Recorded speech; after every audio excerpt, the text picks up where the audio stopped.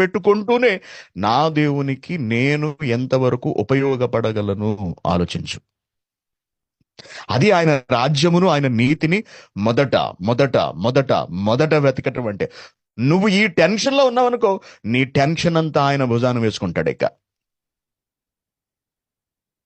అందుకే ఆయన మిమ్మును గురించి ఎప్పుడు చింతిస్తాడు? నువ్వు ఆయన కొరకు చింతిస్తున్నప్పుడు.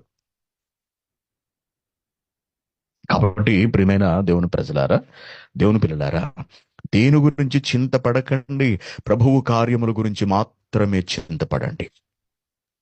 దేని గురించి టెన్షన్ పడకండి, ప్రభువు పని చేయడం కొరకు మాత్రమే టెన్షన్ పడండి.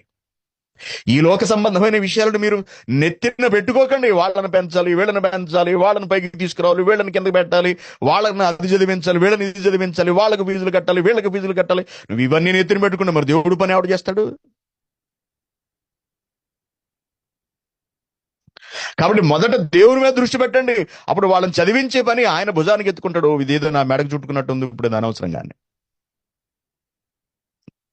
నీ కుటుంబాన్ని కాపాడే పని ఆయన చూసుకుంటాడు. నీకు ఇల్లు కట్టించే పని ఆయన చూసుకుంటాడు. నీ బిడ్డలను పైకి తీసుకొచ్చే పని ఆయన చూసుకుంటాడు. నువ్వు దేవుని పని చూడు. ఇదే నీ బిడ్డలకు నేర్పించు. ఆయన కార్యముల విషయమే చింత చింత చింత చింత అనగా ఆలోచన, బాధ్యత, ఏడుపు ఏడుపు ఏడుపు. ఆయన పనేం లేదా నీకు?